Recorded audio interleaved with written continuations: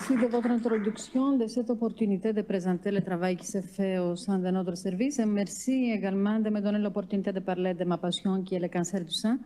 Donc, vous savez que le cancer du sein concerne une femme sur 8. Une femme sur 8 sera diagnostiquée d'un cancer du sein au cours de sa vie. C'est la deuxième cause de mortalité chez la femme.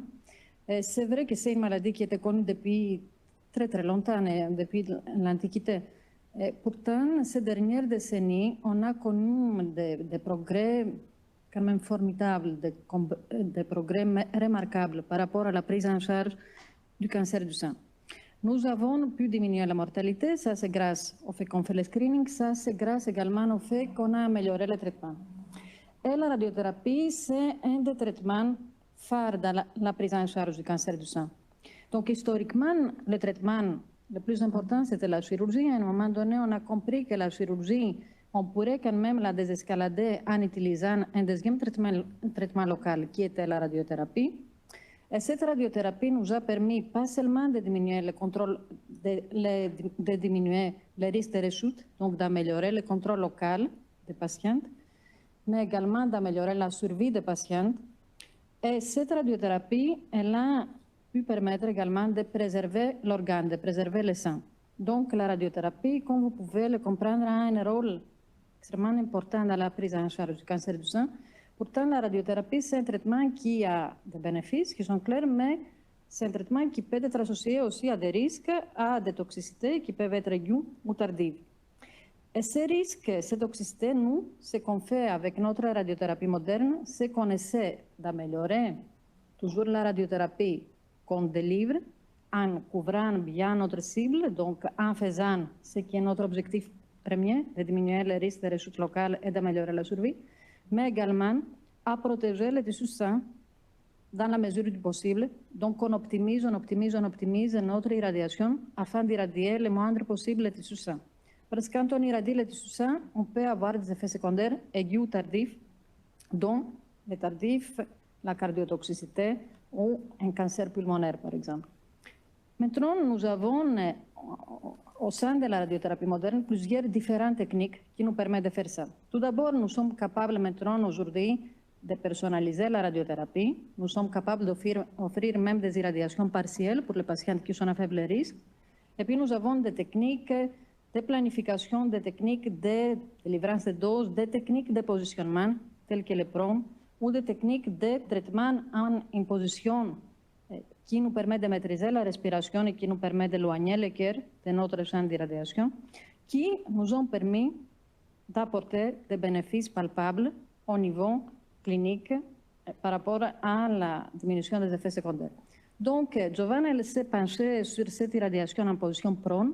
C'est une technique qu'elle va vous décrire. C'est une technique qui a certains avantages, elle a également certains inconvénients, dont le plus important, la question de la reproducibilité et du confort pour les patientes. Et sa démarche a été de développer un outil qui pourrait nous permettre de mieux positionner les patientes et d'avoir plus de reproducibilité et qui pourrait être utilisé pour l'irradiation du sein entier ou pour l'irradiation partielle du sein. Donc, je laisse la parole à Giovanna qui va nous parler de l'étude Venus-L. Merci beaucoup.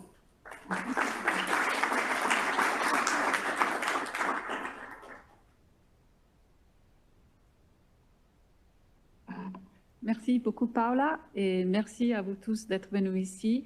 Je suis très contente de vous présenter ce travail qui a eu lieu dans les services de radio-oncologie grâce à le sponsor, la professeuresse Tsutsu, qui nous a donné sa confiance et nous a permis de faire cette étude. Comme vous pouvez voir, c'est une étude que je n'ai pas fait tout seul. Ici, vous avez juste les teams restreints des personnes qui ont aidé plus directement dans l'étude. Mais en effet, je veux remercier beaucoup de monde et vous allez voir à la fin un peu. Alors, une petite présentation sur qu'est-ce que c'est la radiothérapie. En effet, quand un patient vient dans notre service, on doit décider, n'importe pas quel type de cancer soit, quelle est la position dans laquelle on veut les traiter. Cette position doit permettre de mieux traiter la zone cible, mais aussi éviter de traiter les autres organes.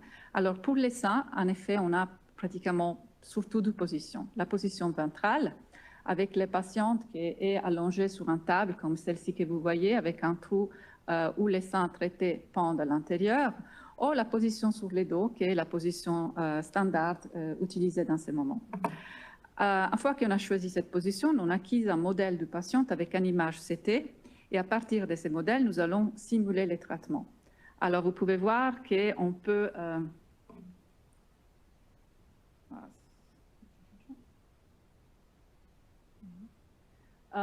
on peut toucher à des autres organes quand on veut traiter les seins en entier.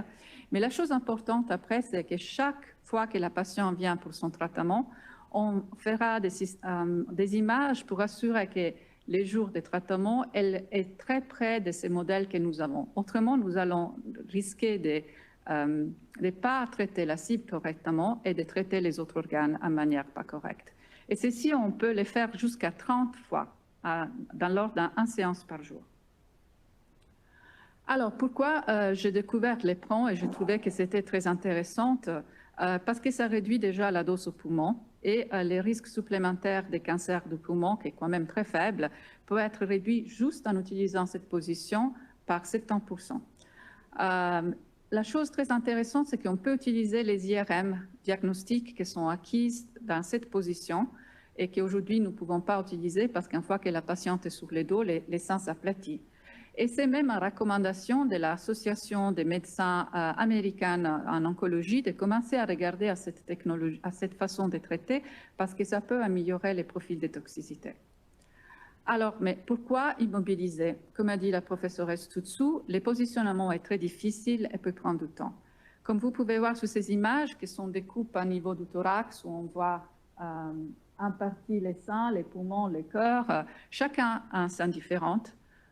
Et nous ne pouvons pas utiliser des systèmes de contention standards parce qu'on d'habitude on les moule sur les corps, on risquera même d'emprisonner les seins. Et comme elle a dit déjà la prof, l'éperon est inconfortable. Alors voilà, quelle est notre solution? Notre solution s'appelle Venus Shell. C'est une immobilisation mammaire personnalisée, imprimée en 3D et IRM compatible qui nous permettrait de traiter les patientes en position ventrale. La nouveauté, c'est que nous avons inventé, idéé un concept de table transparent à travers lesquelles, pas uniquement nous pouvons voir comme la patiente est positionnée, mais avec un scanner de surface, nous pouvons imager la position de la patiente, les seins. À partir de cette image de scanner de surface qui n'a pas de radiation, on peut modéliser la coque, l'imprimer 3D et voilà. Une fois qu'elle est disponible, elle peut venir combler.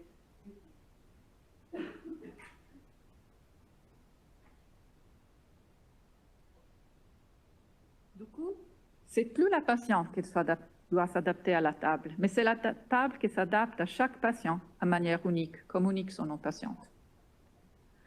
L'étude Venus Shell signifie validation des objets imprimés 3D, des coques imprimées 3D pour les seins en radiothérapie, et c'est une étude de faisabilité qui a eu l'approbation du comité éthique en octobre de la dernière année.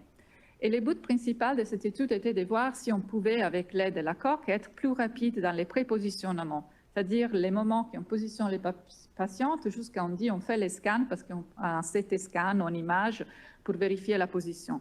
Les critères secondaires étaient de voir le confort, si on pouvait être plus précis, et si la patiente pouvait s'auto-positionner, et enfin, les processus de fabrication qu'on ne veut pas présenter aujourd'hui. Ça, c'est le schéma de l'étude. Alors, la patiente vient pour la première visite, on lui présente les projets, si elle est éligible. Un ou plusieurs jours après, elle retourne chez nous avec un consentement signé, et elle doit venir 2 fois en plus pendant son parcours. Et l'idée de cette étude était qu'on faisait tout avant qu'elle commence son premier jour de traitement de radiothérapie. Alors, quand elle venait la première fois, elle va s'allonger sur notre table prototype qu'on n'a pas ici. On acquise les images, il y a un questionnaire de confort. Après, on a les modéliser, imprimer, faire tout un QA pour vérifier que la qualité de la coque était correcte. Et après, la patiente revenait pour faire 3 CT avec et 3 CT sans, avec un protocole de ultra low dose. Les premières CT d'insérer représentent la simulation. Et les 12 autres CT représentent la patiente qui descendait de la table et remontait, la possibilité de simuler qu'elle revient pour un traitement. Et à partir de ça, Chaque patiente a son propre contrôle, avec au sens la coque, et on acquisait aussi des informations sur les temps, la précision et le confort. Alors, il y avait des critères d'éligibilité. Très rapidement, la patiente devait être majeure, être traitée pour une radiothérapie du sein. Et dans l'exclusion, voilà, si elle n'était pas capable de suivre les protocoles, incapable de comprendre qu'est-ce qu'on aurait demandé, mais surtout qu'elle n'avait pas des allergies au sparadrap, parce que pour pouvoir coller ou faire des dessins sur la peau, on ne voulait pas les faire directement, on utilisait des sparadraps, qu'elle n'avait pas des allergies au matériel utilisé, qu'en effet, c'est les matériels de vos claviers. Alors, c'est, je pense, extrêmement rare. Et vu qu'on a pris un de ces tables et on l'a cassé, modifié, on avait réduit les poids à 90 kg à la place des 150 autorisés. En image, qu'est-ce que ça signifie? 20 patients, il y a, on acquise une image de scan surface, ça c'est involontaire. On produit l'échelle et après la patiente venait, 3 c'était avec, 3 c'était sans ultralodose. Et ça c'est une image d'un patient avec une prothèse mammaire. On voit qu'il y a 2 petites lignes parce qu'elles sont 2 positions différentes, on ne les voit pas. Et là il y a la coque qui est très légère, du coup on ne voit pas la coque, mais on voit que les seins sont soutenus parce que la prothèse elle ne s'allonge pas, elle ne se déforme pas. Alors, les caractéristiques des patientes sont un peu les caractéristiques typiques de nos patientes. Juste, on avait plus de patients gauches traités pour un sein gauche qu'un sein droite, et avec des tailles des bonnets à 50% B et A et 50% un peu plus large. Du coup, c'était plutôt équilibré. Ça, c'est un exemple de qu'est-ce qu'on faisait pour les scans de surface. Alors, désolé, je voulais cacher à la patiente, mais j'espère que vous comprenez. La patiente est allongée là, on a mis des sparadraps avec des éléments pour acquérir l'image avec ces scanners de surface et j'ai balayé les scanners de surface autour de la patiente. Là, c'est un vue des dessous de la table. On peut voir l'élément en plastique transparent qui permet de voir les bras, de l'ajuster, mais aussi d'imager cette partie du bras. Les patientes ont un petit questionnaire. Ils ont tous évalué la procédure très confortable. Et peut-être parce que nous avons vraiment privilégié le confort, on s'est dit que ce n'était pas nécessaire d'utiliser les positions standards ABC des bras parce qu'on s'attendait que la coque puisse reproduire la position et qu'on ne doit pas trop dépendre de la position du bras. Du coup, on n'a pas demandé à les patientes de prendre des positions inconfortables par rapport à leur opération, par exemple. Et ici, après, les patientes venaient, et ça, c'est une patiente qui a un cardiodéfibrillateur, et elle a fait des tests sans la coque et avec la coque. Alors, sans la coque, ça, c'est 2 images consécutives qu'on a prises, on a tout simplement fusionné, c'est-à-dire la table, elle est dans la même position, et qu'est-ce que vous voyez ici de différence, c'est que la patiente, elle n'est pas dans la même position sur la table. Et avec la coque, que vous pouvez voir là un peu en vert, elle est dans la même position. Elle est tellement bien dans la même position que nous, on aurait pu, avec un traitement, bien éviter, par exemple, les autres parties qu'on aurait voulu éviter avec plus de précision. En sachant qu'aujourd'hui, on passe du temps pour positionner les patientes afin qu'on soit comme ça. Ce n'est pas qu'on traite un patient comme ça. On n'a pas utilisé des marques sur les seins parce que la coque est là. Et du coup, on pourrait, par exemple, pas utiliser des marques indélèbles. Alors, les résultats, pour les temps de prépositionnement, il n'y avait pas de différence à utiliser la coque ou pas. C'était 2 minutes et ça ne dépendait pas, il n'y avait aucune corrélation avec l'indice de masse corporelle, la taille du bonnet, parce qu'en littérature, on dit plus le bonnet est grand, plus c'est difficile d'aligner la patiente, et de combien les seins, en effet, pendent. Le confort était évalué aussi, s'être amélioré énormément. Il y avait 3 questions, entre autres. On demandait les patients de décrire où c'était les gènes, éventuellement, ça je ne vous les montre pas, mais en général, si ils avaient du mal, si c'était désagréable, ou ils avaient besoin de bouger avec ou sans la coque. On peut voir qu'il n'y a que 15% des patientes qui ont dit qu'à un certain moment, c'était un peu douloureux, mais juste un patient qui a dit qui avaient envie de bouger encore avec la coque. Et ça, c'est très important parce que si vous bougez, on risque d'être traité à côté pendant qu'on vous traite. Dans tout cas, aucun patient n'a préféré la position sans coque. Pour la capacité d'autopositionnement, les flux ressemblent un peu compliqués, mais en effet, c'est simple. On demandait à la patiente de s'auto-aligner sous la table avec la coque au sens. Les techniciens regardaient ces petits dessins qu'on avait faits à la peau du patient dans la première image, qui était notre référence pour les repositionnements. Et du coup, s'ils considéraient que c'était OK, on faisait l'acquisition de l'image. Si ce n'était pas OK, on demandait à la patiente de bouger, on la bougeait à la main. Et qu'est-ce qu'on a vu, c'est même si les patientes peuvent s'allonger sur la table avec les trous vides, ouverts, personne n'aurait pu dire « oui, je suis dans la bonne position ». Par contre, avec la coque, au moins une fois, 14 des 19 patientes, on a exclu un patiente parce qu'on s'est rendu compte qu'il y avait une erreur de procédure dans l'acquisition d'images, du coup, dans la coque. Ces 14, au moins une fois, ils ont dit ouais, « je pense que je suis en position, je suis bien ». Et à chaque séance même, c'est-à-dire la deuxième et la troisième test, 7 sur 19 patientes. Non plus, les techniciens, comme je vous ai montré tout à l'heure, devaient estimer si la position était bonne pour faire directement l'image ou ajuster les patientes. Et dans ces cas, les premières tests de repositionnement, quand les patients disaient « oui, je suis dans une bonne position », presque 50% des fois, les techniciens ont dit « c'est bon, on peut faire l'image CT, on n'a pas besoin d'ajuster les patientes ». Et la deuxième fois, même cette valeur est augmentée, montrant que peut-être il y a un effet d'apprentissage des patientes en sachant comment se positionner. Nous n'avons pas fait des trainings à les patientes avant pour dire voilà, c'est la coque, c'est comme ça que vous devrez vous positionner. C'est même les patients qui nous ont expliqué comment expliquer à les autres comment ils devaient se positionner. Alors, on a beaucoup appris d'eux. Alors, concernant les positions, la position était extrêmement bonne. Ce n'était pas juste un aperçu du technicien qui disait la position, je pense qu'elle est bonne. L'erreur moyenne dans les translations, c'est-à-dire la patiente est plus à droite qu'à gauche, elle est plus crâniale vers la tête ou elle est un peu plus haut avec ses bras, l'erreur moyenne était de 2 cm sans utiliser la coque, juste des repères au dos. Aujourd'hui, on pourrait faire des repères sous les seins pour être plus précis, hein, on doit les dire en prône.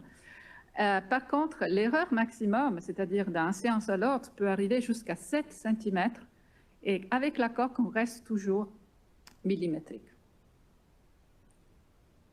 Et même pour les rotations, c'est très important, vous pourrez avoir une rotation, vous pouvez bien traiter les seins, mais vous êtes complètement en position de rotation, par exemple un rôle, vous pouvez après, par rapport au plan original, traiter plus des poumons ou l'autre sein. Alors là aussi, on a montré que les erreurs dans les 3 axes, la rotation, les pitchs, les rôles, sont vraiment très très bas, moins de 0,5 degrés, et que les erreurs maximum d'un séance à l'autre pour certains patients peuvent être presque 3 degrés. Alors, juste pour vous faire devenir des believers, on a pris des exemples des différentes parties pour différents patients et on vous montre, comme je vous ai dit, si on prend des images, on les superpose sans faire des corrections, c'est-à-dire la table est dans la même position, est-ce que la patiente est sous la table dans la même position. Deux patientes avaient par exemple des clips chirurgicaux et on peut regarder, c'est une image fusionnée, hein, un sous l'autre, c'est en transparence. Du coup, vous pouvez voir qu'il y a un clip là, et là aussi, les 2 clips sont très très près. Et ça sans savoir ajuster la patiente.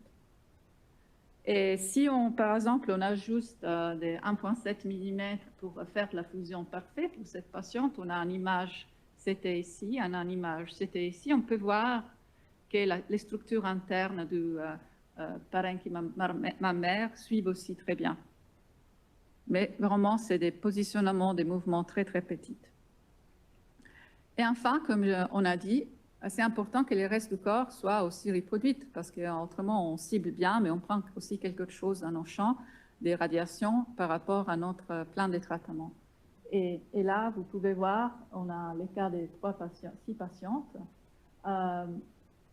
La table est toujours exactement dans la même position, mais vous pouvez voir, par exemple, un shift du cœur, mais les cœurs battent aussi, hein, c'est pas que ça. Or, il y a deux petites lignes parce qu'un c'est en image et là c'est l'autre. Mais en général, vous voyez même les poumons,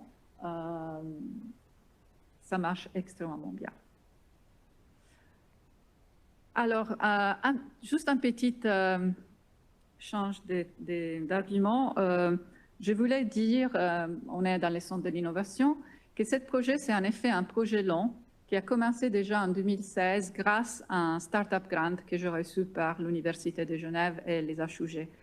Après, grâce à notre grant pour faire un autre travail, la fondation privée nous a acheté l'imprimantes et les scanners de surface.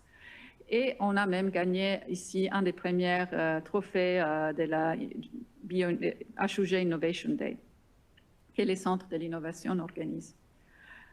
Les moments des changements par rapport à ces projets, c'était quand dans le Bio-Innovation Day, j'ai découvert le monde des startups et j'ai gagné les prix incubateurs.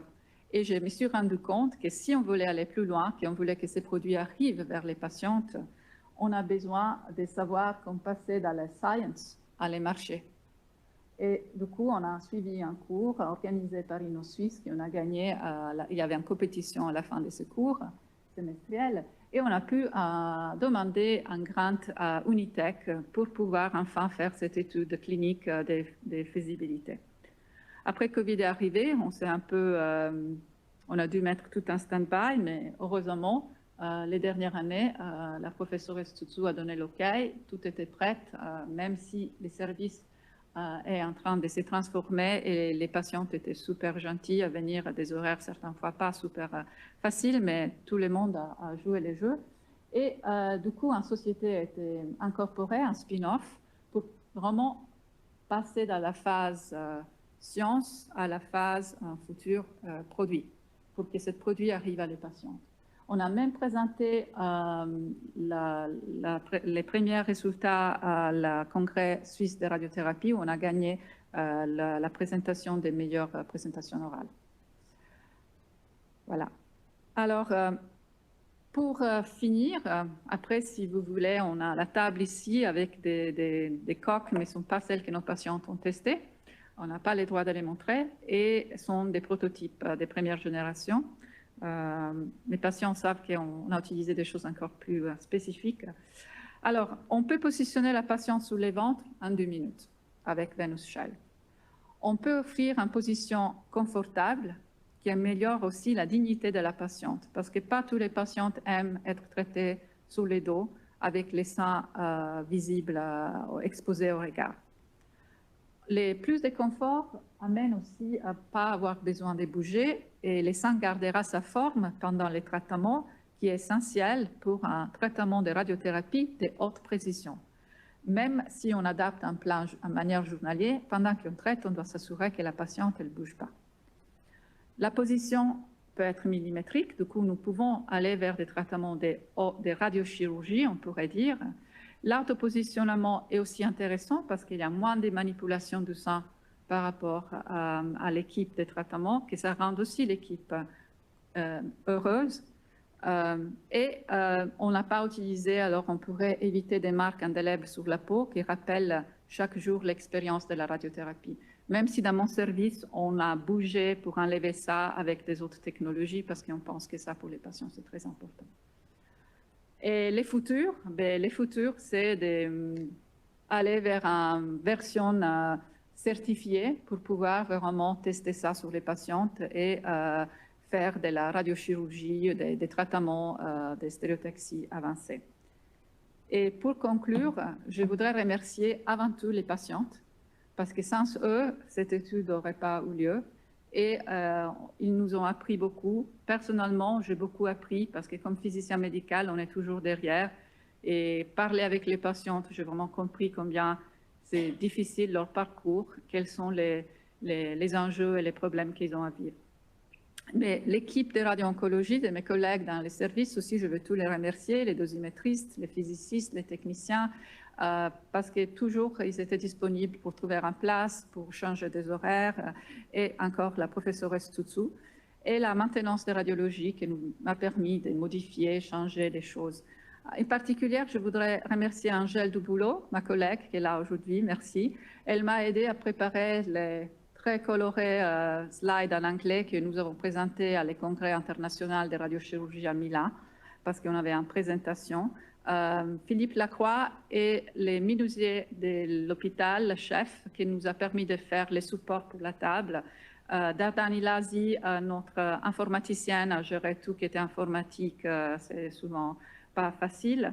Mais les infirmières et les secrétaires étaient aussi là parce qu'elles pouvaient dire qu'est-ce que la patiente pouvait avoir comme problème, comment est-ce que je pouvais aider, quels étaient les horaires, comment on pouvait changer, etc., pour toujours aider les patientes à participer à notre étude. Et bien des autres que je ne peux pas tous citer.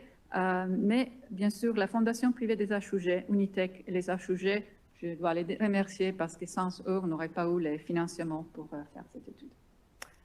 Merci pour votre attention.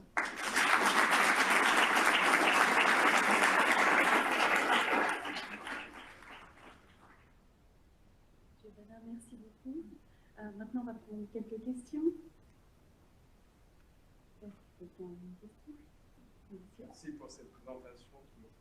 Le positionnement se passe mieux au système de Prône.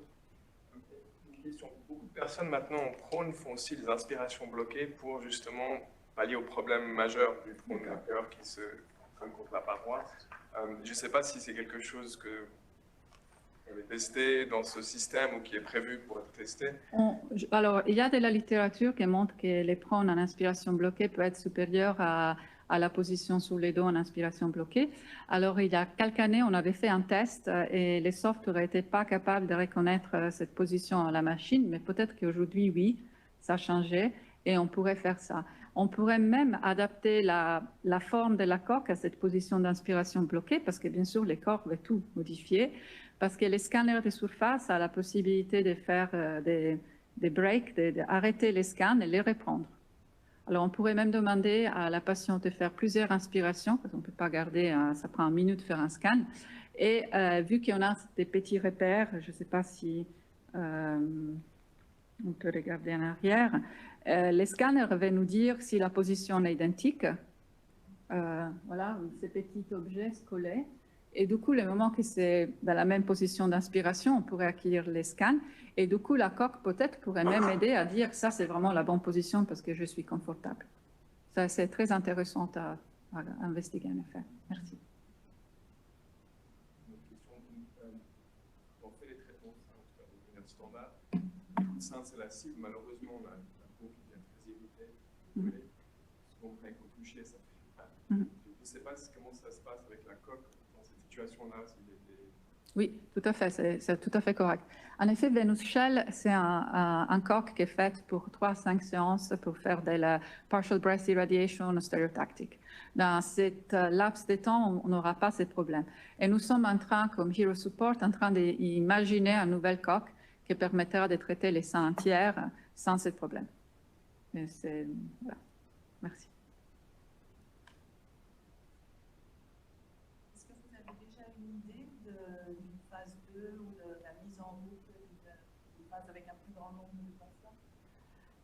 Non, pour l'instant, non. On doit sûrement chercher de l'argent parce que même pour faire une étude, on voudrait par exemple traiter les patientes. On rentre dans une classe différente et on a besoin quand même de 50 000 francs juste pour faire l'étude, en sachant que dans cette étude, les équipes, ils ont presque tous travaillé gratuitement.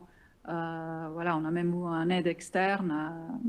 C'est pour ça qu'avec pas trop d'argent, je ne sais pas si vous avez vu, on a réussi à faire quand même une très beau étude aux HUG grâce à la disponibilité de l'équipement, la présence des personnes. Mais ça serait bien. Bon, je pense que pour une phase 2, elle a démontré la faisabilité. Donc, maintenant, pour la phase 2, il faudrait voir. Je suis tout à fait d'accord, je partage que c'est une contention qui doit surtout être exploitée pour la radiothérapie stéréotaxique, donc partial breast irradiation, irradiation partielle du sein. Je pense que pour la phase 2, le projet serait d'imaginer prone versus supine avec ou sans la contention, parce que l'utilité de la contention par rapport au positionnement et le démontrer. Mais pour faire ça, pourtant, il faut que le produit soit validé. Soit certifié. Oh, si c'est certifié, on rentre dans une catégorie différente, mais autrement, on a besoin. Voilà. Alors, on va travailler sur ça, disons. Merci.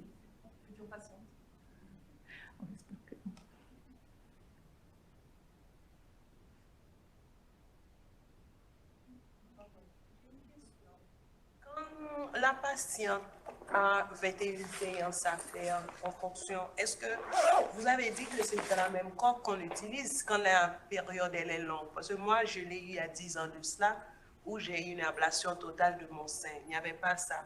Mais je voudrais savoir, avec cette coque-là, on réduit le temps de séance dans le temps ou bien est-ce qu'on fait la même durée, mais moyennant on change de coque à des phases différentes? Je ne suis pas sûre que je parle toutes les réponses. Je pense que Vous posez la question si ça modifie la durée du traitement. Pardon? La durée du traitement, elle n'est pas modifiée. D'accord. La durée du traitement dépend de la technique qu'on va utiliser. On peut faire des séances plus rapides ou moins rapides en fonction de la complexité aussi de notre planification.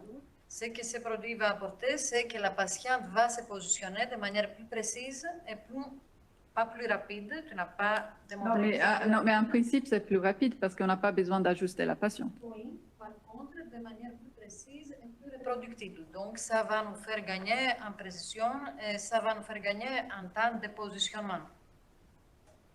Et le temps de préparation entre l'ancienne méthode et celle-là, elle est plus précise. Les temps de préparation identiques. Si vous voulez, c'est par exemple 5 minutes de positionnement et 15 minutes le traitement. Donc, les 15 minutes de traitement, ça ne va pas changer. D'accord. 5 minutes de positionnement, si le positionnement est plus précis, déjà, pour positionner la patiente, on n'a pas de différence, on n'a pas démontré une différence. Mais si le positionnement est plus précis, après, effectivement, on fera moins de corrections. Donc, on va passer moins de temps à dire à la patiente, attendez encore un moment, on fait quelques ajustements. La durée de traitement en lui-même sera pas modifiée. Ça dépend de la technique qu'on va utiliser. La chose qu'il y a aujourd'hui, c'est qu'on passe vers ce qu'on appelle l'accélération des traitements.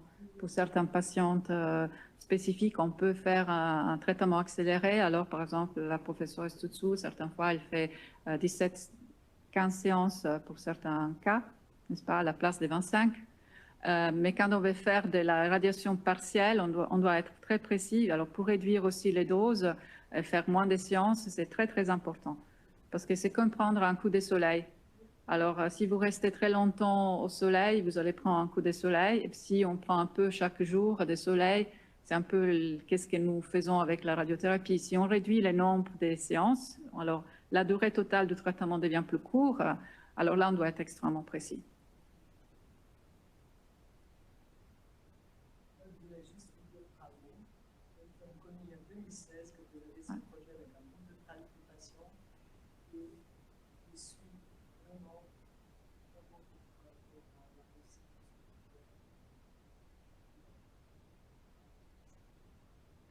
Merci. Merci. Alors, moi, je ne suis pas. J'ai eu aussi un cancer du sein. J'ai pas eu besoin de le faire en thérapie. J'ai eu aussi le temps de.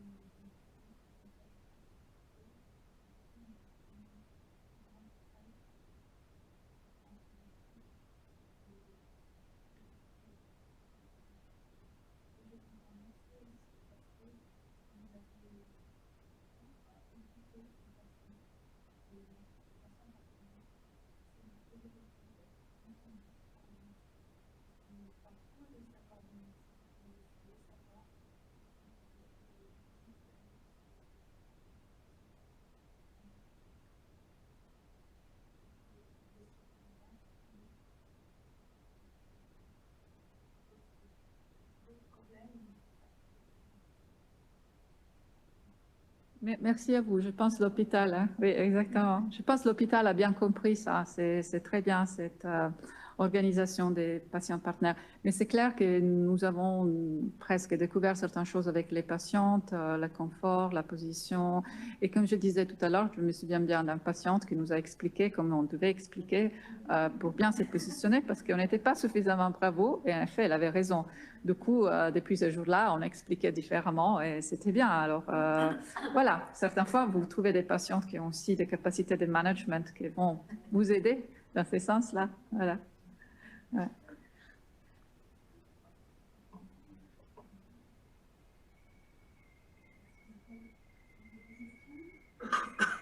Sinon, peut-être que je vous propose, c'est qu'on est un café de l'innovation, donc vous avez une machine à café qui vous attend, n'hésitez pas à nous faire un café.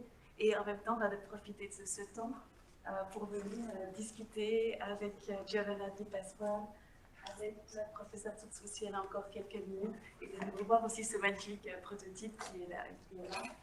En tout cas, donc voilà, au nom du service d'innovation de toute l'équipe. Merci. Merci à vous. Merci à tous.